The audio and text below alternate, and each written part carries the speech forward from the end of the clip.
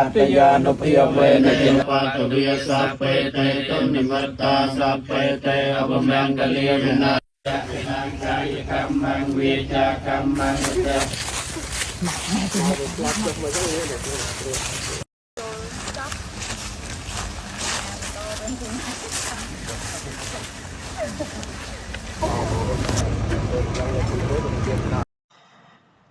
ស្ងាត់ប្រវត្តិមានរបស់ព្រះអង្គបាននិមន្តទៅដល់បាទខេត្តបន្ទាយមានជ័យបាទប្រាសាទបន្ទាយឆ្មារ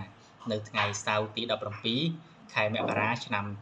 2026បាទពុកម៉ែបងប្អូនយើងថ្ងៃនេះតែម្ដងបាទពិតជាមហាជ្រះថ្លាបាទពិតជាបុណ្យមហាក្រៃលែងតែម្ដងពុកម៉ែបងប្អូនយើងដែលគាត់រងចាំទស្សនាបាទប្រវត្តិមានការនិមន្តចូលរួមបាទផ្សេងរបស់ប្រវត្តិមានព្រះអង្គគ្រូធម្មវិន័យវិស័យចន្ទមនីផងដែរពុកម៉ែបងប្អូនយើងតោះអញ្ចឹងកុំឲ្យខាតពេលវេលាយូរបាទពុកម៉ែបងប្អូនយើងទៅតាមដានបាទខ្លឹមសារជាមួយខ្ញុំបាទទាំងអស់គ្នាបាទព្រះអង្គនិមន្តចូលរួមនឹងធ្វើអ្វីហើយព្រះអង្គចូលរួមបាទជាមួយនឹងបាទលោកជំទាវបាទសម្ដេចសង្ឃបាទអង្គណាខ្លះខ្ញុំបាទនឹងអានចែករំលែកលោកពុកអ្នកម្ដាយតែម្ដងពុកម៉ែបងប្អូនយើងបាទសម្ដេចពោធិវង្សគតិបណ្ឌិតណយច្រឹកសម្ដេចព្រះសង្ឃរាជទី1សម្ដេចព្រះវនរតគតិបណ្ឌិតមួងរាសម្ដេចព្រះសង្ឃរាជនាយករងទី2សម្ដេចព្រះពុទ្ធជ័យមុនីខឹមសនសម្ដេចព្រះសង្ឃរាជទី3សម្ដេចព្រះមង្គលមុនីរាំងសីបណ្ឌិតហូឈីវនៀតព្រះប្រធានលេខាធិការគណៈសង្ឃនាយកព្រះធម្មវិន័យវិស័យបណ្ឌិតសុនច័ន្ទវរៈចន្ទមនីព្រះសមុទ្រគុណខេត្តកំពង់ឆ្នាំងព្រមទាំងព្រះថេរានុថេរៈអមព្រះរាជដំណើរដោយលោកជំទាវអុកញ៉ាសេរីករុណាបទុមរតអគ្គឧបាសិកាពុទ្ធសាសនុបឋមបណ្ឌិតម៉ៅម៉ាឡៃ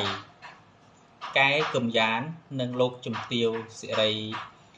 កញ្ជនវង្សភិមុតតារា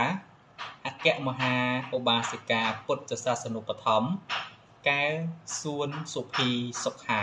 ព្រមទាំងក្រុមការងារបានយាងនិមន្តនិងអញ្ជើញឲ្យធូបទៀនបួងសួងសុំក្តីសុខក្នុងបរិវេណប្រាសាទបន្ទាយឆ្មារស្រុកក្នុងឃុំបន្ទាយឆ្មារស្រុកថ្មពួកខេត្តបន្ទាយមានជ័យ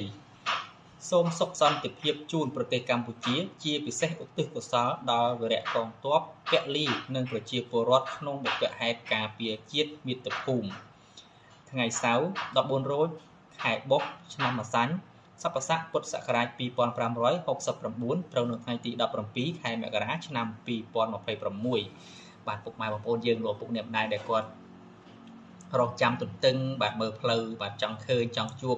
ជាពិសេសចង់ដឹងប្រវត្តិមានរបស់ព្រះអង្គបាទពីមួយថ្ងៃទៅមួយថ្ងៃពុកម៉ែបងប្អូនយើងនេះសុទ្ធសឹងតែជាបាទប្រវត្តិមានដ៏គួរជាទីជ្រះថ្លាបាទលោកពុកអ្នកម្ដាយបានឃើញនៅវីដេអូនេះហើយបាទជួយចែករំលែកម្នាក់មួយទាំងអស់គ្នាជួយពាក្យសាធុម្នាក់មួយទាំងអស់គ្នាផងដែរបាទលោកពុកអ្នកម្ដាយពិតជាជ្រះថ្លាខ្លាំងមែនទែនបាទប្រវត្តិមានព្រះអង្គគ្រូបាទពីមួយថ្ងៃទៅមួយថ្ងៃគឺព្រះអង្គរវល់បាទមិនស្ងៀមទេពុកម៉ែបងប្អូនយើងគឺព្រះអង្គមិនសូវជាបាទតបតមិនសូវជាបាទចង់ឲ្យពុទ្ធបរិស័ទបានឃើញព្រះអង្គបាទញឹកញាប់ពេកនោះទេដោយសារធម្មតាពុកម៉ែបងប្អូនបានតាមដាននៅបាទវីដេអូរបស់ខ្ញុំអត់ចែករំលែកចេញទៅហើយដោយសារ